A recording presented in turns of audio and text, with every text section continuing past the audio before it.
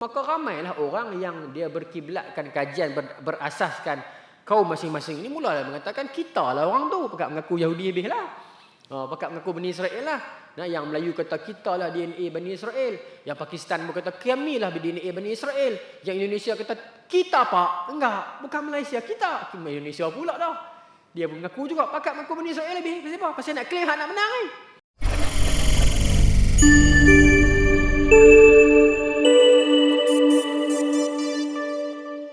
Bismillahirrahmanirrahim. Alhamdulillahilladzi khalaqal mauta wal hayata liyabluwakum ayyukum ahsanu amala wa huwal azizul ghafur. Asyhadu an la ilaha illallah wa asyhadu anna Muhammadan abduhu wa rasuluh. Wa nusalli wa nusallim ala sayyidina Muhammadin wa ala alihi wa sahbihi ajma'in.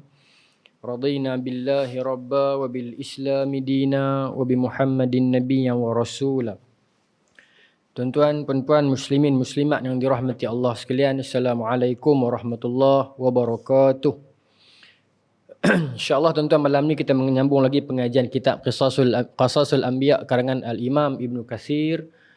Kita masuk kepada Nabi yang seterusnya pada malam ini, perbahasan tentang Nabi Allah Ishaq alaihissalam. Dan bila kita bercakap tentang Nabi Allah Ishaq ni tuan-tuan, kita tak terlepas daripada bercakap tentang Bani Israel yang akan datang kemudian, yang datang daripada jurai Nabi Allah Ishaq. Dan kemudian bila kita bercakap tentang Nabi Allah Ishaq, tentunya kita mengetahuinya bahawasanya Nabi Allah Ishaq itu merupakan anak kepada Nabi Allah Ibrahim AS. Selain daripada Nabi Ismail AS. Dan bila kita bercakap tentang Nabi Allah Ishaq dan anak-anak Nabi Allah Ibrahim AS, kita tak terlepas juga daripada bercakap tentang isu yang berlegar di media sosial seminggu dua ini, iaitu isu Qaturah, iaitu yang dikatakan isteri Nabi Allah Ibrahim AS. Tak boleh larilah. Saya cuba nak lari, tapi dia kebetulannya kita main tajuk ni pada musim ini. Jadi kena bercakap, saya tak mahu dia katakan into the scene, tapi dah memang jadi begitu dah. Tapi mungkin cerita tentang itu tak banyak lah. Lebih kepada Nabi Ishaq AS dan kisah Nabi Allah Ibrahim AS. Tak tahulah, kalau sempat saya selit sikit. Tengoklah macam mana. Kalau dia tulis kat sini, kita selit. Baik. Sebagaimana telah kami kemukakan, kata Ibn Katsir, bahawa Ishaq lahir ketika Ibrahim berusia 100 tahun. Nabi Ibrahim dah umur 100 tahun dah, Nabi Ishaq baru lahir. 14 tahun setelah kelahiran Ismail. Sementara ibunya Sarah pada saat itu sudah berumur 90 tahun. Jadi Sarah muda 10 tahun daripada Nabi Ibrahim. Baik. Kata Allah, auzubillahi minasyaitonir rajim, wa basyarnahu bi Ishaq nabiyyan minas salihin. Wa barakna alaihi wa ala Ishaq wa min dzurriyyatihima muhsinun wa zalimun li nafsihi mubin. Yang bermaksud, dan kami telah berikan kabar gembira dengan kelahiran Ishaq, seorang nabi yang termasuk orang-orang yang soleh. Kami limpahkan keberkatan ke atasnya dan atas Ishaq.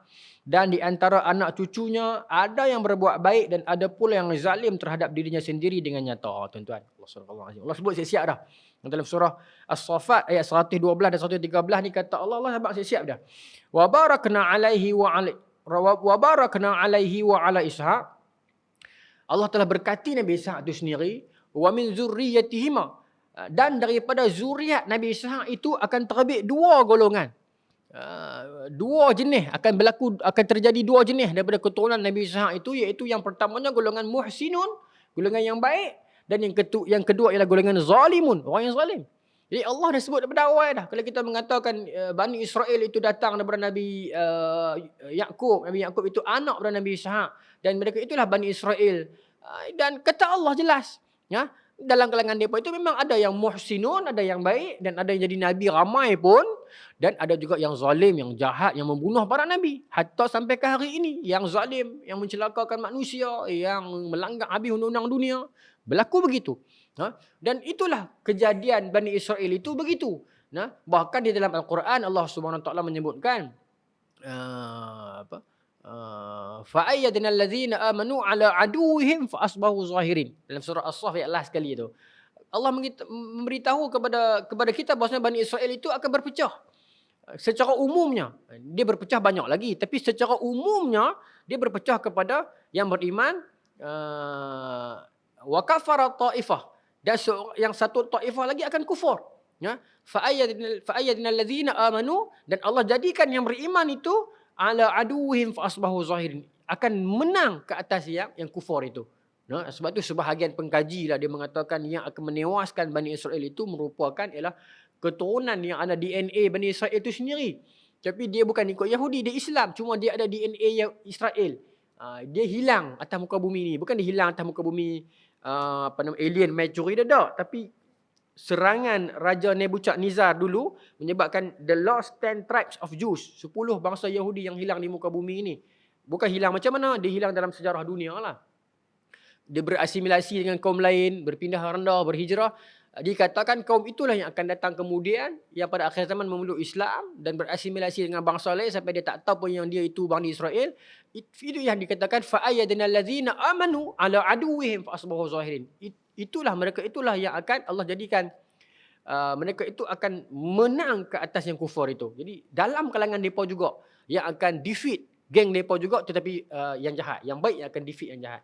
Okay. Lepas tu bila jadi tafsirannya begitu, maka ramailah orang yang dia berkiblatkan kajian berasaskan kaum masing-masing ini mulalah mengatakan kita lah orang tu, pakat mengaku Yahudi habis lah. Pakat mengaku Bani Israel lah. Nah, yang Melayu kata kita lah DNA Bani Israel, yang Pakistan berkata kami lah DNA Bani Israel, yang Indonesia kata kita pak, enggak, bukan Malaysia, kita Indonesia pula dah. Dia pun mengaku juga pakat mengaku Bani Israel habis. Pasal apa? Pasal nak claim hak nak menang ni. Oh, claim saja kita lah ni tuan-tuan. Tu tak kira claim hak duduk belakang Imam Mahdi lagi. Tuan-tuan marah saya cakap macam ni. Oh, tak apa kan. Tu tak kira nak claim kita lah belakang Imam Mahdi. Tu tak kira, susah lah. Bukan tak boleh claim, tapi hatu burhanakum in kuntum shadiqin, kena buat main hujah, kena buat main dalil, kena buat main sumber. Itu saja isu dia. Nah, kalau tidak tuan-tuan, semua orang claim.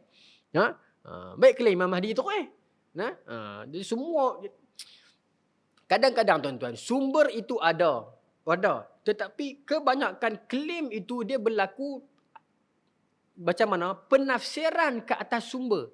Dia bukan claim, dia bukan sumber itu wujud. Tapi bila contohlah sumber tu mengatakan, saya bagi contoh sebenarnya saya nak bagi contoh yang tak kena-mena dengan orang ni. Contoh dalam sumber katakan macam mana saya nak bagi contoh yang tak mau bagi sakit hati orang. Katalah sumber sebut tentang kehebatan awang, contoh di akhir zaman kehebatan awang. Maka kita kata awang ni nama orang Melayu Jadi kita lah yang akan berjuang tuan-tuan. Kita lah awang ni siapa lagi kalau bukan Melayu. Lagi geng-geng Kelantan, geng-geng Melaka. Awang mana dari utara? Awang ni Kelantan ya weh. Kan. Kita lawan pula. Dak, Nabi sebut awang, Nabi tak sebut awe. Aku dah sudah. Kan. Lagi Cina pula Cina Islam. Tak, awang ni maksudnya hawang.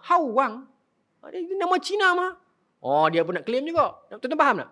Jadi bila orang bertikai, apa hangpa duk bergaduh ni? Duk merepek, tak kata merepek lah. Apa yang hangpa duk bergaduh ni? Tak, kami tak bergaduh Apa yang hangpa duk merapu benda tidak ada sumber ni? Kita kata, awak pula tak ada sumber. Ni ada sumber Nabi sebut. Memang Nabi sebut, memang ada sumber. Tetapi Nabi sebut jelas satu teks. Yang kita berbalah itu adalah penafsiran kepada teks itu. Itu yang berlaku kepada contoh-contoh yang lately ni sedang duk bergaduh ni tuan-tuan. Saya minta maaf kalau tidak menyenangkan beberapa pihak. Tapi itu yang isu dia. Isu dia ialah dia datang kepada penafsiran kepada sumber. Dia bukan datang kita ambil sumber konkret. Dan tak salah ke penafsiran ni? Tak salah. Tetapi penafsiran harus datang dengan dawabit dia. Dengan disiplin. Kalau tidak, semua orang boleh tafsir. Semua orang boleh tafsir sendiri. Kalau tuan-tuan ikut saya dekat media sosial, saya tulis kemarin artikel panjang pasal dawabit di dalam kita nak mengambil rujukan kitab-kitab lama ni, dia ada disiplin dia. Sebab kalau kita tak ikut disiplin dia, kita akan plug and play dekat mana kehendak kita. Contoh saya bawakan dalam penulisan saya itulah. Bila kita nak sebutkan tentang nama orang yang Al-Hanafi. Al-Hanafi, dia tu Hanafi apa? Adakah dia tu Bani Hanifah ataupun dia itu mazhab Hanafi? Bila kita menyebut tentang bila kita menyebutkan tentang lelaki ulama yang bernama Abu Bakar bin Ayyash, dalam Islam ada 3 orang Abu Bakar bin Ayyash. Ya, seorang ulama, seorang lagi majhul yang tak diketahui siapa. Kalau kita main petik ya, kesan tak kepada sumber kita kesan sebab sama ada kita mengambil kata-kata ulama ataupun kata-kata lelaki yang majhul. Kata-kata ulama siqah maka hadis itu diterima. Kata-kata majhul hadis itu tak diterima. Jadi itu. Kemudian Abu Bakar apa nama 3 4 5 6 tokoh lagi yang berkongsi nama yang sama, nama pak sama, nama tok wan sama. Ada ramai, banyak dalam sirah. Kemudian tokoh-tokoh yang bila disebutkan dengan nama pak, Ibnu Uyainah misalnya. Ibnu Uyainah ada 5 orang. Ya, Ibnu Sirin tu ada 6 orang. Jadi sebab itulah ulama dia datang ada kaedah dia, you kena melazimi ni dulu baru kita faham. Bila kita ambil kat part ini, merujuk pada ulama ini. Part ini merujuk pada ulama ini. Nah, begitu juga bila dia katakan Syekhul Islam. Bila Imam Muslim sebut Syekhul Islam, maksud dia siapa? Adakah Imam Muslim bila sebut Syekhul Islam dia mengatakan Ibnu Taimiyah? Tak. Bila Imam Muslim mengatakan Al-Qadhi, qadi mana? Qadi ada banyak. Ya? Jadi qadi apa? Qadi Abu Ya'la. Misalnya Qadi Iyad. Tapi kalau lagi Mu'tazilah mengatakan qadi, bila mereka merujuk al-qadi, qadi mana? Mungkin Ahmad bin Abi Du'ad, qadi depa. Nah, bila mana Ibnu Katsir mengatakan Syekhul Islam, dia merujuk kepada Ibnu Taimiyah. Jadi perkataan yang sama tetapi orang yang lain-lain. Jadi sebab tu nak pi kepada benda ni dia kena lazim. Dia kena orang kata mulazamah. Duduk betul-betul baru kita akan hasilkan satu dapatan yang baik agar dia tak menjadi polemik kepada masyarakat. Baik. Kita akan tengok lagi, saya akan buktikanlah beberapa. Adapun dengan mengambil sumber Israiliyat tidak ada masalah. Selagi dia tidak bertentangan dengan Quran Sunnah, selagi mana dia tidak mengganggu akidah, selagi mana dia sekadar sumber tambahan, dia okey. Kalau tidak, tuan-tuan tafsir ambil kat mana lagi? Kat situlah sebahagian besarnya. Di sudut nama, di sudut tempat yang tidak mengganggu akidah, yang tidak mengganggu syariah, yang tidak bertentangan dengan Quran dan Sunnah, maka boleh ambil. Balighuni walau ayah wa hadithu an bani Israel wala haraja, kata Nabi, boleh ambil. Cuma tengok kedudukannya. Contoh, saya baca kat sini. Ibnu Katsir mengatakan, Alul Kitab menyebutkan bahawa ketika Ishaq menikahi Rifqah binti Bitawabil, beliau berusia 40 tahun. Nampak? Ni Alul Kitab mengatakan. Ini Israiliyat ni. Kalau kita tak ambil, kita tak ada source tu. Tapi kalau kita tak ambil, tak apa tak? Tak apa. Cuma tak lengkap jalan cerita. Alul Sirah dia ambil. Tapi dia mengatakan prinsip Al-Israiliyat la nusaddiq wa la nukazib. Dia mungkin betul, dia mungkin salah. Macam tu. Baik. Ishaq menikahi Rifqah ketika itu Ibrahim masih hidup. Rifqah ialah seorang wanita yang mandul. Lalu Ishaq berdoa kepada Allah hingga akhirnya menjadikannya boleh hamil. Darinya lahirlah 2 orang anak lelaki. Yang pertama bernama Aisyu, yang kedua bernama Yaqub. Yang tu saya nak pergi detail sikit tu. Nabi Ishaq ada 2 orang anak. Ini pun dalam Israiliyat. Yang pertama nama anak Nabi Ishaq nama Al-Aish. Aish maknanya apa? Aisyah. Aish maknanya hidup. Tuan-tuan bubuh nama anak Ayyash, hidup. Maknanya hidup. Aish. Aish azizan atau syahidan, kan? Hidup mulia ataupun mati syuhada. Ada seorang tokoh Hamas, pakar bom Hamas yang syahid dalam tahun 1996. Nama dia Yahya Ayyash. Hidup nama dia. Baik. Dia syahid tahun 1996. Lepas tu barulah Hamas lantik komander baru, nama dia Syekh Salah Sa'adah. Itu syahid tahun 2002. Baik. Maka Nabi Ishaq ada 2 orang anak bernama Aish dan nama Yaqub. Yang Aish itu adalah merupakan bapa ataupun nenek moyang kepada bangsa Romawi, orang kulit putih, orang kulit kuning, tapi orang putih. Bahasa terjemahan kita hari ni kita kata orang putih lah, senang. Al-Aish orang putih, bapa orang putih. Manakala Yaqub ialah dia inilah Israel yang kepadanya Bani Israel menasabkan diri mereka. Maka fahamlah kita daripada Ishaq itu, daripada Ibrahim AS turun Nabi Ismail, daripada Ismail turun bahasa Arab. Bangsa Arab pun bangsa Arab yang mana ni? Bangsa Arab musta'ribah, Arab baru, bukan Arab klasik, bukan Arab Nabi Hud, bukan Arab Nabi Saleh. Ini Arab musta'ribah sebab Nabi Ismail bukan Arab. Nabi Ismail bukan Arab, dia berkahwin dengan perempuan Arab, Bani Jurhum, menerbitkan Arab yang musta'ribah, menjadi Arab, kearaban. Maka asimilasi lah. Maka lama kelamaan turun jadi Arab sampai ke Rasulullah SAW. Baik. Daripada Nabi Ibrahim juga turun Nabi Ishak. Nabi Ishak terpecah dua anak. Al-Aish jadi anak-anak orang putih, bangsa Rom. Yakub jadi anak-anak Bani Israel. Yakub, Yusuf, Ayub, semua itulah. Syuaib bukan. Musa, Harun, sampai ke bawah sampai Nabi Isa. Semua berderet tu depa belakang jadi nabi tu. Jadi begitu. Jadi orang putih dengan Yahudi ni dia main bersatu kepala Nabi Ishak. Sebab tu depa lebih kurang. Tapi depa dua memang tak ngam. Kita baca sejarah dunia berapa kali perang di antara Rom dengan Yahudi. Naik atas lagi sampai Nabi Nuh. Semua ini kaum ini bergabung ini anak-anak depa ni naik atas lagi sampai Nabi Ibrahim, bertemulah Arab dengan orang putih dengan Yahudi ni bertemu dekat Nabi Ibrahim. Sebab tu bila depa nak buat perjanjian pendamaian baru-baru ni, normalisasi Israel tu depa buh nama Abraham Accord kan. Depa nak ambil sepenuh itulah misalnya katanya. Kalau naik atas lagi anak Nabi Nuh yang nama Sam itu dikatakan menerbitkan bangsa Yahudi, bahasa Israel dengan bangsa Arab. Semitic itulah. Itu cerita yang panjang. Tak apa. Jadi Nabi Yakub ada dua orang anak. Al-Aish dengan Nabi Ishak ada dua orang anak, Al-Aish dengan Yakub. Cuma ceritanya dia tak apa panjang. Nanti bila main Nabi Yusuf dia panjang sikit. Dan cerita malam ini dia terlalu banyak Israeliat. Tapi bagi tuan-tuan faham sikit tak apalah. Baik. Saya ringkaskan lah, bukan ringkaskan. Saya nak pergi pada Qaturah lagi sikit gini. Maka Nabi Ishak sayangkan Al-Aish lebih. Sedangkan Rifqah sayang Yakub lebih. Salah ke? Tak salah. Sebab kasih sayang ni dia bukan bila kita bagi kat orang setengah, kita tinggal setengah, tak. Kasih sayang bukan macam ayat dalam cawan yang mana kita ada 3 cawan, kita tuang sikit, tinggal lagi sikit. Jadi untuk lagi 2 orang kena share lah orang. Tidak, sayang tidak begitu. Sayang dia abstrak. Kalau kita bagi kat diri 10, kita boleh bagi kat diri 10, boleh bagi kat diri 10 tanpa berkurang portion kasih sayang kita. Tetapi sebagai manusia mustahil untuk kita berlaku adil di sudut kasih sayang tu. Boleh tak tuan-tuan? Berlaku adil boleh. Quran juga sebut.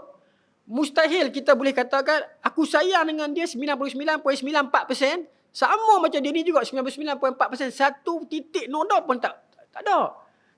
Kepada anak-anak pun kita ada perbezaan itu, apatah lagi kepada kalau orang yang ada isteri lebih. Kepada anak-anak pun saya tak pasti. Tuan-tuan dah melalui zaman anak-anak dah besar-besar. Kita kata aku sayang semua anak aku, tapi mesti ada seorang ni yang terlebih sikit. Bukan terlebih sayang tersikit, tapi macam apa-apa kita harap kat dia dululah. Kan? Bila ada seorang anak kita ni yang boy, yang menyusahkan kita, sakit kepala kita sayang kat dia. Tapi dengan seorang lagi anak kita yang dengar cakap kita, yang patuh arahan kita, takkanlah sama. Memang sama sayang, tapi dia mesti ada juga sikit eksesif tu yang ada lebih sikit kan. Jadi begitu juga manusia ni. Jadi Nabi Yakub disayangi lebih oleh mak. Misalnya adik. Al-Aish abang, Nabi Ishak sayang lebih. Baik. Ringkas cerita, apa-apa pun Nabi Ishak sukalah percaya kat abang ni. Suruh pergi kedai apa semua ni. Suruh pergi download e-wallet nak claim Isratih Imadani. Semua abang lah. Percaya kat abang. Jadi setiap kali abang buat kerja kat Nabi Ishak ni, Nabi Ishak akan doa semoga Allah berkati hang kan dan sebagainya. Jadi yang mak ni nak buat macam mana nak bagi bapak ni panggil adik pula, sayang kat adik pula pasal nak dapat doa tu. Maka satu hari Nabi Ishak terangin nak makan, jalan ni dicerita panjang lah. Terangin nak makan kambing, daging kambing lah. Maka Nabi Ishak suruh Al-Aish ni keluar pergi cari. Nabi Ishak mata tak nampak dah. Dia tua dah, mata tak nampak. Maka bila Nabi Ishak keluar suruh anak dan Al-Aish pergi cari, Al-Aish pun pergi cari keluar. Masa itulah mak dia yang kata Rifqah ni suruh Nabi Yakub adik ni, adik abang hang keluar, pak hang lapak kambing. Hang pergi belakang rumah, hang pergi ambil kambing hang paling elok sekali, kambing Wagyu. Tuan-tuan dengar? Ni Syarika ni.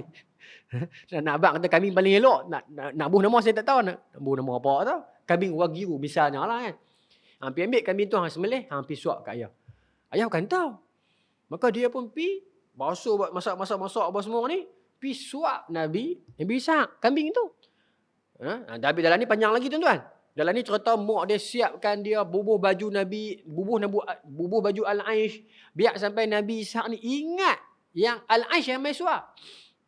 Adakah dia kira tipu? Dia tak tipu, cuma sebab dia tak kata saya Al-Aish dah. Dia cuma dia main kot tu ya. Lepas tu bila Nabi Yaakob pergi suap pak dia, Nabi Yaakob pun makan, Nabi Ishak pun makan. Dan dia doakan semoga Allah kurniakan rezeki ni pun. Jadi habis selesai. Seronoklah Nabi Yaakob dapat doa anak, dapat doa pak. Dan Rifqah pun seronok lah tengok akhirnya lelaki aku ni doa juga ke anak seorang lagi. Maka tuan-tuan, Al-Aish pun balik. Bila balik dia siap-siap semua, dia masak semua, dia pergi kat pak dia suap kambing hak piang tangkap lautan ni. Maka Nabi Ishak bertanya, bukankah tadi engkau sudah membawakan makanan kepadaku dan aku sudah pun memakannya dan juga telah mendoakan kamu? Maka jawab Al-Aish, demi Allah tidak. Dengan begitu tahulah Al-Aish bahawa Yaakob telah mendahuluinya. Al-Aish dia baru tahu adik dia scam dia. Dia geram. Dia geram. Ni cerita ni lagu pelik, lagu drama petang-petang Ustaz. Ni Israeliat. Israeliat ni tak tahu betul ke salah. Selagi mana dia tidak menyelesaikan akidah dan syariah, kita ambil dah sebagai satu cerita ya. Ulama tafsir gunakan Israeliat untuk mengisi kelompangan cerita. Saya ingat cerita dah di surau ni, disiplin dia. Ulama hadis bila datang membawakan riwayat sirah, dia disiplin. Tetapi bila terlalu disiplin, dia ada lompang. Dia ada lompang yang, okey, kita nak sumber yang sahih yang ni saja. Okey, jadi yang sahih kedua yang ini. Jadi tengah-tengah ni, apa bridge cerita ni? Tak ada. Jadi kita isi dengan riwayat Israeliat. Itu cerita dia. Baru dia jadi satu timeline. Tetapi bila kita nak keluarkan hukum, tak boleh ambil Israeliat ni. Ambil yang konkret. Tetapi untuk kita bercerita, untuk kita dapatkan pandangan sarwa orang putih dia panggil apa? World view, boleh ambil. Nak bagi tuan-tuan nampak. Oh, kenapa akhirnya Nabi Yaakob lari? Ni tujuan ni. Nak cerita yang ni lah. Kita faham Nabi Yaakob menikah dengan 2 orang perempuan, sepupu dia. Tapi kenapa dia menikah dekat sana? Apa yang buatkan dia menikah? Oh, Israeliat ada bawakan cerita. Rupanya dia ada scam abang dia dulu. Sebab tu tujuan Israeliat diceritakan. Bukan untuk kita pegang betul-betul. Untuk kita jadikan agar kita dapat pandangan sarwa dia. World view dia.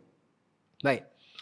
Maka Al-Aish bersumpah dia akan membunuh adik dia itu. Oh, sakan orang putih ni pun. Dia nak bunuh Nabi Yaakob. Cengih. Sebelum bawang putih, bawang merah keluar, gamak ni keluar dulu. Kalau ikut. Tapi 2 orang lelaki lah. Baik. Okey. Setelah ibunya mengetahui ancaman Al-Aish, anak dia seorang lagi duk tekad aku nak bunuh adikku ni, maka ibunya menasihati Yaakob dan menyuruhnya pergi ke rumah saudaranya, iaitu Laban yang tinggal di Haran. Nampak? Haran. Maka mereka ni duduk di Baitul Maqdis, area-area situlah. Haran ni di Syria, di Syam. Maka ibu dia Rifqah kata kat Yaakob hampir rumah Pak Ngah. Pak Ngah saya kata Pak Ngah lah. Tapi tak tahu apa. Laban ni adik laki kepada Rifqah. Maka Rifqah kata kepada Yaakob, abang nak bunuh hang. Ish, ada korang macam tu. Kita membaca sirah, kita jangan lihat dengan spek mata zaman law ni. Zaman law ni mungkin tak berlaku macam tu kan. Mungkin zaman dulu ada orang macam tu. Gamuk sampai tera tu. Kita kena ingat macam tu. Baik. Maka Rifqah kata kat Nabi Yaakob, pergi rumah Pak Ngah sampai abang hang reda. Maka Yaakob pun lari. Rifqah tak suruh Yaakob lawan, pasal tahu benda ni kita pemain dia sikit. Jadi pilah beralah sat dengan abang hang. Maka Yaakob pun pergilah ke Yaban, ke Haran, ke rumah Laban. Laban ni pak saudara dia. Baik. Dan ibunya juga berpesan agar Yaakob menikah dengan putera saudaranya tadi tu. Rifqah pesan juga kat Nabi Yaakob. Alah-alah hang duk dengan Pak Ngah hang tu, hang ada sepupu hang tahu tak? Dan sepupu hang tu segak. Try lah. Hang pun bukan dia muda lagi. Mak dia kata lagu tu. Ni pun tambah. Tapi mak dia suruh menikah lah. Baik. Maka tengok dia pun bukan tipu Nabi Ishak. Sebab bini dia beritahu kat Nabi Ishak pula. Abang, Al-Aish ni sampai tahan nak bunuh Yaakob. Kes tadi ya. Kes kambing tu. Maka cik suruh Yaakob pergi rumah adik saya. Adik cik, tak apa noh, tak apa. Lagu tu lah. Selesai. Baik. Okey, sambung Pada hari itu juga Nabi Yaakob pergi meninggalkan mereka. Dan pada petang harinya dia sampai ke tempat tujuan dan tidur di sana. Dia mengambil seketul batu dan meletakkannya di bawah kepala lalu tidur. Dalam tidurnya dia bermimpi melihat seperti tangga yang menjulur dari langit ke bumi. Dia menyaksikan para malaikat sedang menaiki dan menuruni tangga tersebut. Allah Subhanahu Wa Taala berbicara dengannya seraya berkata, dalam riwayat kata, ini saya lihat juga. Nabi Yakub tidur, dalam tidurnya dia mimpi dia nampak tangga turun daripada langit. Okay. Tangga itu apa? Tangga itulah Mi'raj. Sebab tuan-tuan disebut Isra' Mi'raj, Isra' Mi'raj. Mi'raj tu, perkataan Mi'raj tu ialah isim alat. Mi'raj itu ialah satu alat yang digunakan untuk daki, araja. Jadi Mi'raj itu kalau nak terjemuh dalam bahasa grafik dia adalah tangga. Dia adalah tangga. Tetapi adakah peristiwa Nabi naik Isra' Mi'raj itu tangga tu? Allah Ta'ala alam, kita tak tahu. Tapi Mi'raj di sudut bahasa ialah isim alat. Dia benda. Jadi itulah yang dilihat oleh Nabi Yakub pada petang tersebut. Dia terbangun dari tidurnya dan berasa gembira dengan mimpi yang tersebut. Oleh kerana terlalu gembira, maka dia bernazar kepada Allah jika dia pulang kepada keluarganya dengan selamat, maka dia akan membina satu tempat untuk menyembah Allah. Itulah tempat. Saya ringkas contoh ni panjang lah, tapi saya baca cepat-cepat nak pergi yang bawah lagi. Dia ambil seketul batu dan menandainya dengan sapuan minyak agar mudah dikenali kelak. Dia menamakan tempat itu dengan Baitul Eli ataupun Baitullah. Dengan tempat itulah yang sekarang disebut dengan Baitul Maqdis. Itu tepatnya Baitul Maqdis di situlah. Baik. Dan perbahasan ini akan dibicarakan pada bab selanjutnya dia tuan-tuan. Nanti kita akan sampai bab tu tentang Baitul Maqdis ini. Baik. Sampailah di rumah Haran dan bapa saudara ni, Pak Ngoh dia ni. Haran ini, tuan dengar Haran ini ada 2 orang anak perempuan. Yang tua nama Lia, yang muda nama Rahil. Baik. Rahil ni lebih baik daripada Lia. Bukan lebih baik, lebih cantik daripada Lia. Maka Yakub memutuskan untuk menikahi Rahil. Adat dunia begitulah. Orang akan tertarik kepada yang cantik. Tak aci teruknya lelaki, samalah perempuan pun. Dia akan tertarik dengan yang handsome. Itu sunatullah nak begitu. Itu ya tuan-tuan. Kita tak boleh lah, kita tak fair dalam nak menilai. Baik. Tetapi cantik itu subjektif. Kalau mungkin bagi kita bini kita cantik, mungkin bagi kawan kita bini dia yang cantik. Tak sama. Mungkin bagi kita suami kita handsome, mungkin bagi kawan kita suami dia tu lagi handsome. Jadi tak sama. Cuma jangan dia cerita kat Facebook. Jangan dia cerita kat TikTok. Suami aku lah paling baik. Suami aku lah paling warak. Suami aku lah paling bagus. Dia tengah malam bangun bancuh susu. Saya tidur saja. Suami saya lah bangun basuh baju. Suami saya basuh pinggan. Esok orang ambil lagi marah. Jangan dia cerita kat orang. Simpan sudah keseronokan itu. Ni kita pergi cerita. Zaman law ni kita tak tahu lah. Tapi jangan. Baik. Jadi Nabi Yakub jatuh cinta kepada yang cantik. Cantik pada pandangan mata dia, bukan bererti Lia tak cantik. Baik. Jadi ketika bangun pada pagi harinya, macam ni. Dia minta nak menikah, menikah. Jadi bapa saudara dia pun menikahkanlah Nabi Yakub dengan salah seorang puteri dia. Dia duk sangka Rahil dah. Dia menikah dengan Rahil segak ni. Jadi bila dia menikah tu, dia mendapati bahawasanya yang tidur dengan dia semalam tu adalah Lia, hak kakak. Kena scam dengan Pak Ngoh dia ni. Scam saja cerita malam ni. Pak Ngoh dia bagi menikah dengan hak kakak. Jadi bila Nabi Yakub kata, Pak Ngoh cik nak hak adik. Pak Ngoh dia tu mana boleh langkah benda lagu ni saya tambah lah. Tapi memang Pak dia tak bagi. Pak dia tak boleh, hak kakak dulu. Kata bapa saudaranya, bukan kebiasaan kami untuk menikahkan anak perempuan yang lebih muda sebelum kakaknya yang lebih tua menikah dulu. Macam kita tuan-tuan. Kita baca ni, kita claim tuan-tuan. Ni Nabi Yakub Melayu tuan-tuan. Sudah. Betul apa? Pasal adat macam kita. Nampak? Itu maksud saya tadi tu. Bila kita tengok penafsiran, kita nampak sama macam kita, terus sejarah kita. Dulu penyakit tu berlaku dekat sahabat-sahabat saudara kita di Indonesia. Saya maaf sebut orang Indonesia dalam ni, dalam video ni. Tapi sekarang penyakit itu dah berjangkit dekat orang Malaysia. Kita akan overclaim. Kita tend to claim. Sebab apa? Sebab kita hilang, kita tak tahu history kita ataupun jati kita yang betul. Sedangkan jati kita tak miskin. Orang kita, orang Melayu, memang banyak kehebatan. teknologi pelayaran kita itu dibuktikan dalam kajian-kajian universiti seluruh dunia.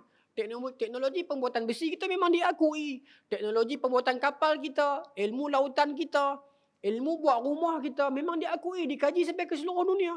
Macam mana teknologi orang Melayu dulu buat rumah yang sejuk, di seluruh dunia orang akui. Teknologi pensilatan kita, ya, seni bela diri kita. Tuan-tuan tengok dekat Astro kan, yang ada satu siri yang tentang fight apa? Dia pergi kaji martial art tu kan. Dia pergi kaji kungfu, dia pergi kaji silat, dia pergi kaji muay thai. Dia akui silat memang ada teknik-teknik buah-buah pukulan yang maut dalam kelembutan. Itu kehebatan Melayu. Bahkan silat itu berasimilasi dengan agama. Saya buktikan dalam buah silat tak ada pukul muka. Tak tahulah ke orang nak rock saya, tapi saya ingat tak ada. Tak ada pukul muka. Pasal Nabi tak bagi dalam hadis, Nabi tak bagi pukul muka. Jadi kita punya seni bela diri kita Melayu, kita ambil spirit Islam itu. Hebatnya Melayu itu. Ya. Banyak lagi hebatan Melayu tentang seni dia, syair dia, seloka dia, pantun dia, bidalan dia. Banyak. Nah, herba-herba tradisional dia, petua-petua dia. Itu kehebatan Melayu. Tapi kita tak nampak yang tu. Kita tak nampak yang tu pasal kita dikelilingi oleh benda tu. Dia panggil native blindness kan. Jadi kita tak nampak. Jadi bila kita tak nampak, kita sibuk mencari yang jauh. Kita mula nak jangka, Zulkarnain pun kita, Nabi Ibrahim pun kita, Nabi Ishak pun kita, Ya'juj dan Ma'juj nanti pun keluar kat kita, Ratu Balqis pun kita. Pasal apa? Pasal kita tak nampak yang ni. Kita dah ingat yang ni biasa, ya, sedangkan yang ni hebat. Ulama-ulama Melayu, Syekh Khatib Minangkabawi, Syekh Duk Fatani, semua tu ulama-ulama yang mengajar dekat Masjidil Haram, jadi imam di Masjidil Haram. Nah, apa nama ni, pengarang Bahrul Mazi apa? Syekh Idris Al-Marbawi kan, karang Bahrul Mazi, tafsir syarah kepada Sunan Tirmizi, punya hebat, dirujuk di seluruh alam Melayu, diterjemahkan dalam bahasa-bahasa luar. Kemudian dia buat kamus Al-Marbawi yang ada kod yang sampai sekarang orang-orang pakar bahasa pun tak boleh tiru silibus kamus Al-Marbawi itu. Itulah kehebatan Melayu. Tapi kita tak nampak, pasal kita tak anggap itu hebat. Bagi kita nama-nama yang besar itu hebat. Jadi itu yang jadi penyakit kita sekarang ni, tuan-tuan. Bukan kita nak menafikan kehebatan kita, kita memang hebat. Nah, mana ada bangsa boleh buat rumah, boleh angkat pindah rumah tu. Tidak, tuan-tuan. Rumah tu boleh angkat ubah, kita boleh buat. Itulah kehebatan. Tapi kita tak nampak kehebatan itu, kita duk mencari kehebatan yang lain. Yang akhirnya orang akan mempersoalkan. Itu kesan dia. Nah, kita bercakap tentang kehebatan yang kita tak tahu, belum tentu. Kita mengatakan kita akan berlarak pergi akhir zaman, duduk di belakang Imam Mahdi. Mungkin betul, mungkin salah. Tapi bila kita duduk bercakap, duduk berzikir yang tu, maka yang asli ni, yang dah confirm kehebatan kita ni, orang tak dapat. Orang tak nampak lagi. Kesan dia apa, tuan-tuan? Kesan kepada anak-anak kita nanti ni. Dia nak besar esok, dia tak nampak jati dia. Aku hak mana? Aku nak follow yang mana ni? Baik. Maka, kata Nabi Yaqub kepada bapa saudaranya, engkau telah menipuku, bukankah engkau telah memberikan Rahil untuk aku nikahi? Nah, maka kata bapa saudaranya, tadi itu saya baca tadi itu, jika engkau mencintai Rahil, maka bekerjalah untukku 7 tahun lagi, maka aku akan menikahkan kamu dengan Rahil. Bapa saudara dia kapitalis. Pandai pak saudara dia kata. Pak saudara kata, aku dah bagi menikah dengan Lia dah kakak. Hang nak Rahil juga tak apa. Hang duk kerja dengan Pak Ngah lagi 7 tahun. Kerja saja ni, kerja tak ada duit ni. Pandai Pak Menekan ni pun. Kerja dengan Pak Menekan lagi 7 tahun. Tak dapat duit. Telah demi cinta. Kan? Demi cinta. Kena. Dulu dalam sejarah Islam ada seorang perempuan ni nama dia Salamah. Salamah bintu apa saya tak ingat, tapi Salamah lah nama dia. Dia seorang wanita yang sangat cantik di Mekah. Ini zaman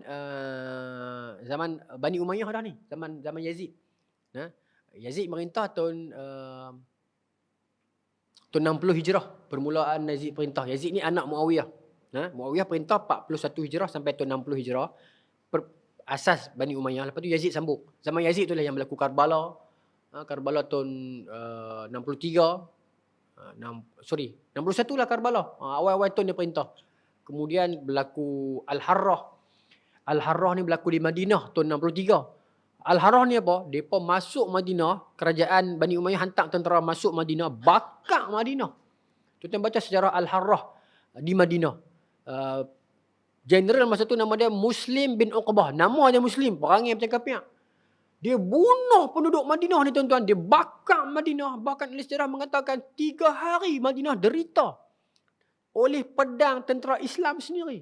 Maaf sebut, ramai wanita-wanita Madinah yang hamil daripada peristiwa Al-Harrah itu. Sedangkan jasad Rasulullah yang mulia berada di sana. Tak ada heran lah tuan-tuan. Itu politik sampai tahap tu. Kes apa Harrah ni? Harrah ni sebab apa? Sebab tahun 61, Sayyidina Hussein dibunuh. Kan? Jadi penduduk Madinah jadi marah dekat Bani Umayyah. Jadi orang-orang Bani Umayyah yang berada dekat Madinah kena boykot. Jadi Yazid hantar Muslim bin Uqbah ni pergi Madinah untuk settle benda ni. Yazid tak suruh bunuh. Tapi Muslim ni lebih-lebih. Dan dibunuh. Tak apa. Nak contoh pasal Salamah tadi tu. Salamah ni dia disukai oleh 2 orang lelaki kawan baik. Di sejarah Islam contoh 2 orang lelaki ni ada sebut nama saya lupa.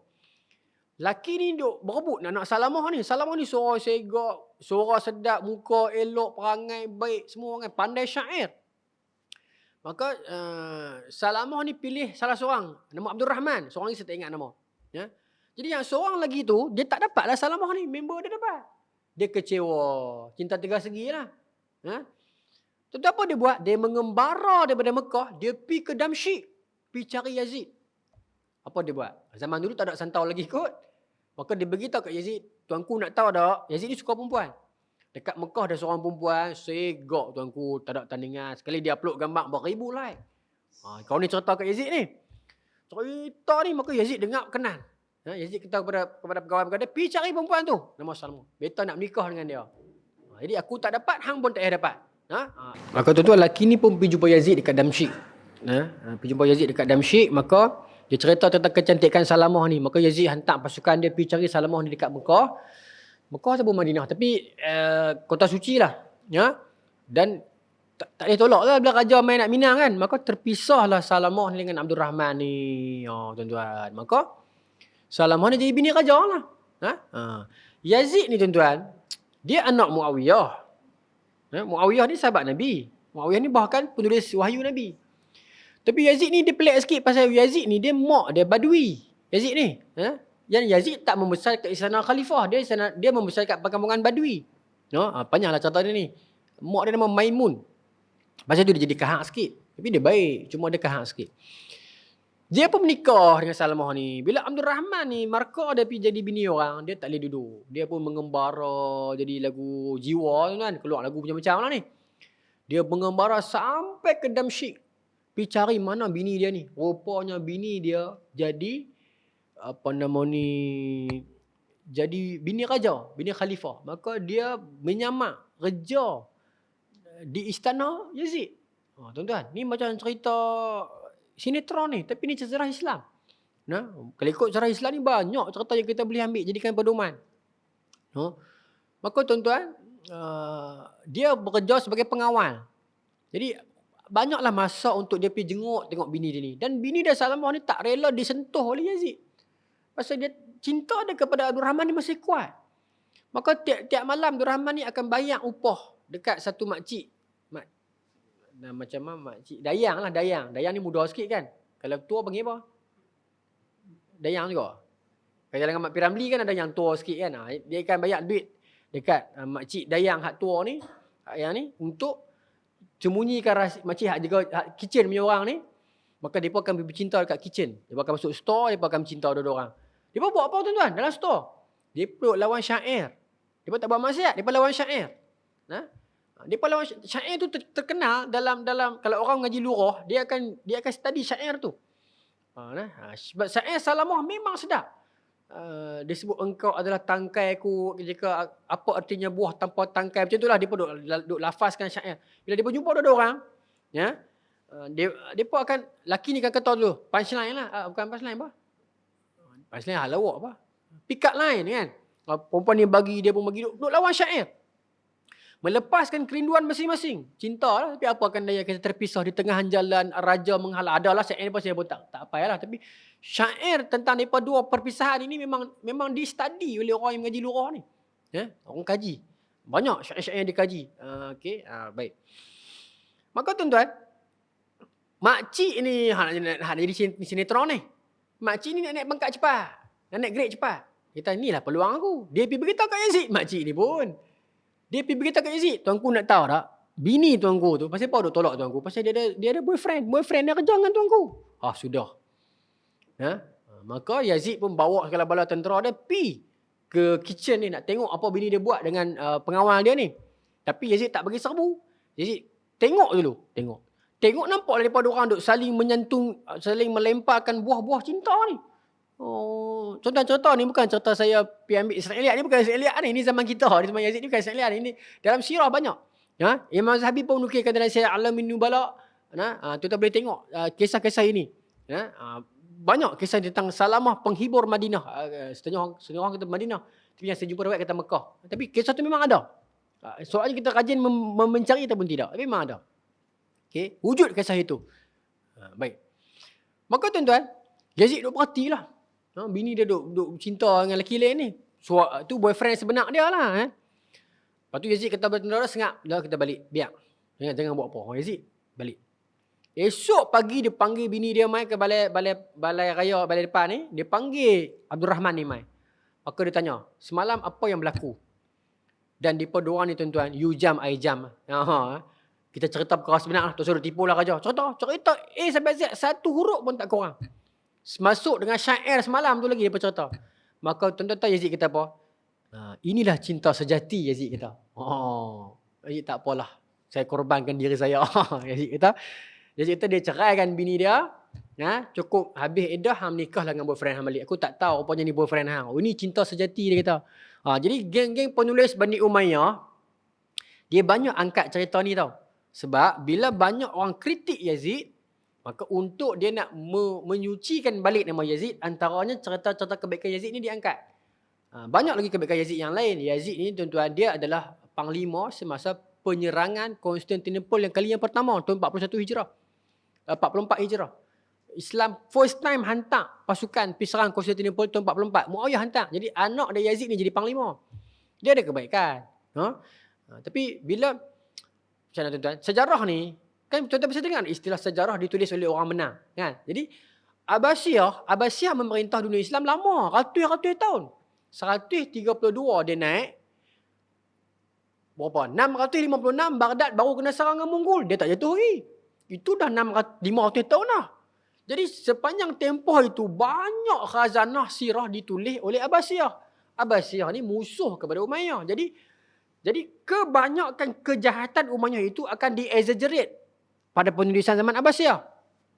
Sebab itu tuan-tuan akan baca tentang sejarah Hajjaj bin Yusuf As-Saqafi yang sangat jahat. Dan dia memang jahat pun. Tapi dia ada kebaikan. Tapi kebaikan itu disunyikan. Kerana apa? Kerana penulisan itu berlaku pada zaman Abbasiyah. Tuan-tuan, sebab itu saya kata tadi. Bila kita menulis, bila kita membaca tentang sirah, kita kena membaca di setiap sisi agar kita nampak gambaran dia. World view dia. Baru kita faham. Okey. Sebab tu tuan-tuan, ada pengkaji-pengkaji contemporary dia mula mengeluarkan bacaan-bacaan yang mengatakan, contoh ada satu tesis di Azhar, saya tak ingat penulis dia tapi lecturer, dia keluarkan satu kajian, Al-Hajjaj Maftun. Hajjaj lelaki yang difitnah oleh sirah, dia kata. Dia bawa dalil-dalil dia. Mengatakan Hajjaj ni memang baik, dia tak jahat. Tapi kenapa dunia gambarkan dia jahat? Sebab itulah, penulisan berlaku itu pada zaman seteru politik dia.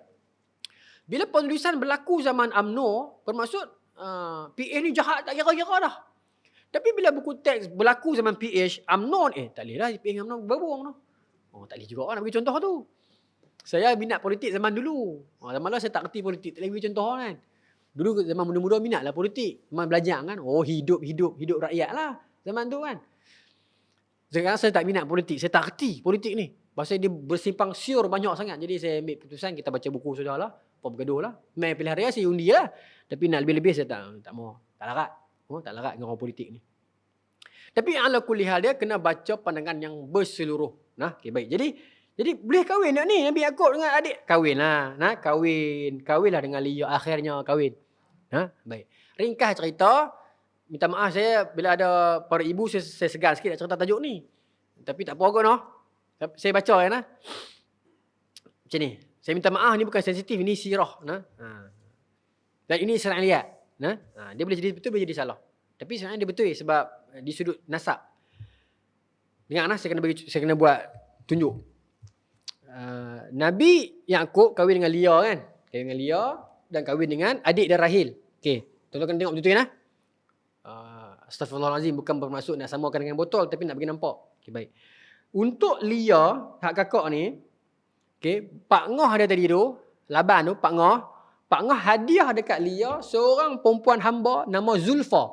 Okay, clear? Nama Zulfa. Untuk Rahil, Pak Ngoh bagi seorang hamba perempuan nama Balha. Zulfa, Balha. Pengiring. Okay, clear. Baik. Jadi Nabi Yaakob nikah dengan Lia, nikah dengan Rahil. Baik. Okey. Okey.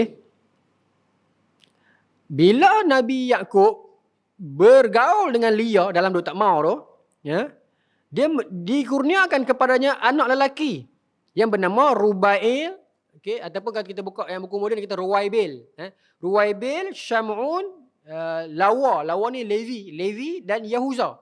4 orang anak lelaki Nabi Yaakob dapat daripada kakak Lia ni. Okey. Clear. Keadaan itu menyebabkan adik Rahil ni cemburu. Adik ni dengan Nabi Yaakob tak ada anak. Peringkat awal, hak kakak hak kata tak segak tu 4 orang dah bagi kat Nabi Yaakob. Oh, adik kita tak boleh jadi. Maka apa Rahil buat tuan-tuan? Wanita normal tak boleh fikir benda ni. Sebab tu saya kata susah hati saya tengok ada ibu-ibu di belakang saya nak cerita, tak tahu. Baik. Rahil buat apa? Rahil menghibahkan si Balha ni, hamba dia ni, ada nama Balha. Abang, ambil Balha ni, kahwin ni dia. Buat hubungan dengan dia. Tuan-tuan, kena disclaimer nak, halal. Pasal hamba, isteri dan hamba adalah halal. Jadi, tahu kan tu kan? Okay, jadi halal. Jadi, Rahil kata, saya ada hamba nama Balha, hamba abang juga, halal. Datangi dia, bagi dapat anak. Maka, Rahil menghibahkan Balha kepada Nabi Yaakob. Lalu Nabi Yaakob mencampuri Balha dan Balha hamil, mendapat anak nama Dan. Dapat anak nama Dan. Dan dapat. Okey.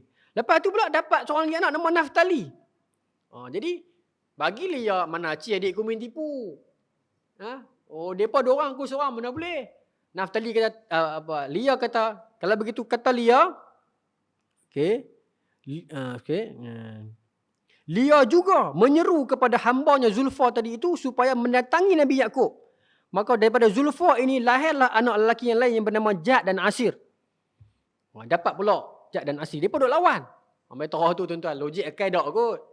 Tapi tak tahulah mungkin zaman itu. Tapi ini Israiliyat. Tuan-tuan, itulah beza Israiliyat dengan hadis dan Quran. Israiliyat itu dia tend untuk cerita detail. Hatta kadang-kadang benda tu tak perlu cerita pun. Sebab tu Nabi dalam hadis Nabi kata bu'istu bi jawami'il kalim. Aku diutuskan dengan kalimat yang short and sweet. Bila mana orang bertanya tentang bagaimana Maryam melahirkan Nabi Isa, Quran menjelaskan kalau Allah mengkehendaki kun fayakun, selesai. Tetapi kalau tuan-tuan buka Bible, hak rekaan dan sebagainya ini campur dengan hak lama, dia ceritalah mendatangi ini malaikat turun yang budak-budak tak boleh baca. Ini pun saya rasa serba salah bila cerita ada budak-budak ni. Tapi itu beza Israiliyat. Itu Quran dan hadis. Method dia adalah yang short, sweet, penting.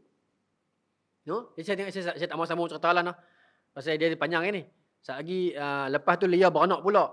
Last kali kena cerita juga. Akhirnya Allah perkenankan doa Rahil. Rahil doa, ya Allah, kakak aku ada, hamba dia pun dapat, hamba aku pun dapat. Aku seorang yang tak boleh bagi anak dekat Nabi, kat suami aku Nabi Yaakob ni. Akhirnya Allah hadiahkan dekat Rahil dapat anak. Siapa anak Rahil? Tuan-tuan semua tahu. Siapa dia? Nabi Yusuf lah. So Allah berikan yang special itu for the last. So last dapat. Tapi sebenarnya lepas Nabi Yusuf ada Bunyamin lagi. Tapi for that time Nabi Yusuf dah last. Sebab itulah Nabi Yusuf tidak disenangi oleh adik-adik ini yang lain ni. Pasal dia last dan dia disayangi lebih. Dia last sebab Nabi Yaakob pun sayang Rahil lebih. So yang keluar dari Rahil tu Nabi Yusuf keluar sopan, baik, dengar cakap, segak. Itu sejarah dia. Sebab tu bila dikatakan Bani Israel itu 12 orang, kan Nabi Yusuf kata inni ra'aitu ahada asyara kaukaban. Aku melihat 11 bintang. Masukkan Nabi Yusuf 12 orang lah. Ruwaibil, Syamun, Yahuza, Yashaqar, Jad, Dan, Naftali, Levi, Yusuf, Bunyamin. 12 orang campur. Pada 4 orang mak lah. Itu 12 orang Bani Israel sejarah dia. Oh, solat ada. Sejarah dia begitu tuan-tuan. Sebab tu jadi serba salah. Nak cerita tak cerita, tapi tak cerita pun tuan-tuan tak nampak bagaimana 12. Tapi tuan-tuan tak cerita pun tak apa.